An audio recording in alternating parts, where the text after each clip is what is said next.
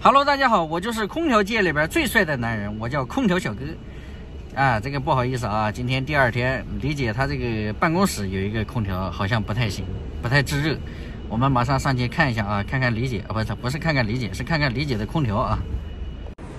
喂，这也是老空调，打不开吗？打得开，没有热风，没有热风冷风啊？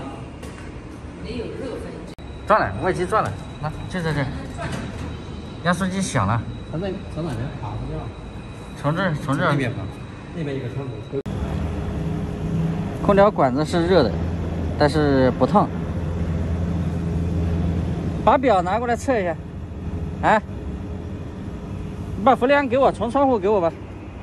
这台空调现在出现的情况就是开机所有的都正常啊，压缩机也正常，管子也热，但是我想测一下它的压力，因为它光是热，微热。就是甚至连烫都不沾边儿啊！马上我要测一下它的压力，看看有多少。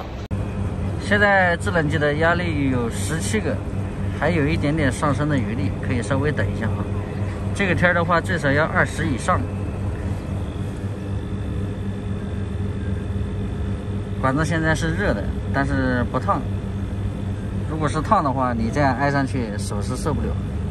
现在小哥把它这个四通阀下掉了啊，它这个四通阀呢，由于线路比较多，还是比较好找的。那这一根蓝色的，就是四通阀，我把它下面下掉了啊，把下面这个下掉，然后现在它的压力就下降了。现在制冷的话，现在是2个压力多一点。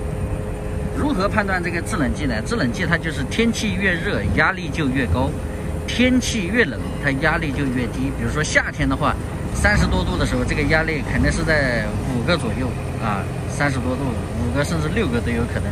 这是定频22制冷器的。怎么说？冲了，冲了啊！冲的时候我们不要立马冲，先排个空，把这个管子里的空气给它排干净。好嘞，然后再开我们自己的氟利昂，把压力冲进去。那这样打开。压力，那我们瓶子的压力现在是5个压力。好，现在冲了有一下了，我们先把这个氟利昂关起来。把氟利昂关起来以后，把这个四通阀的线给它接上去。这个带电操作比较危险啊，不建议大家学习啊。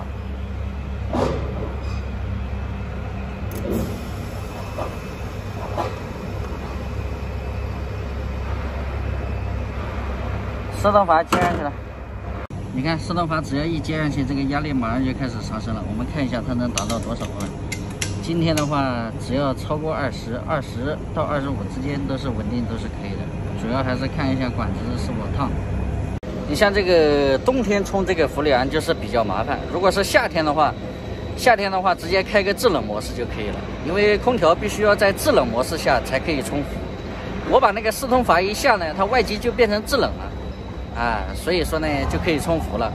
我们在修这种老空调的时候一定要注意，你看它这个，看它这个已经破皮了，所以我们在修的时候一定要手背先挨一下，预防万一啊，怕它漏电。你看它这个3根主线已经破皮了，这种年数比较老的空调就是这样。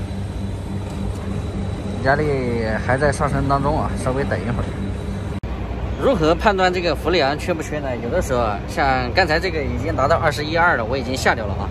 那这个刚才由于插四通阀，这个小哥这个没拍给大家看啊。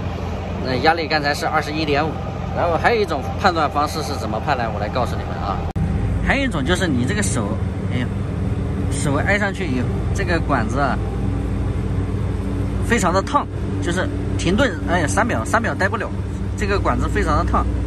然后这个细管子是温热啊，这温热或者比温热还要热一点，这个空调现在效果就非常好。像现在这个出管子就非常的烫啊，非常的烫手，这就说明这个氟利昂已经加的到位了。我们加好了以后，那正常把它这个四通阀给它正常接上去就可以了啊。这个定频空调，讲实话加氟还是比较简单的啊，看两下基本就会了。但是我还是那句话啊。非专业人士请勿模仿，因为毕竟它这个是带电操作，带电操作的话，我还是不建议大家这样去学习。我觉得你只需要观察一下，哎，怎么停掉了？怎么关掉了？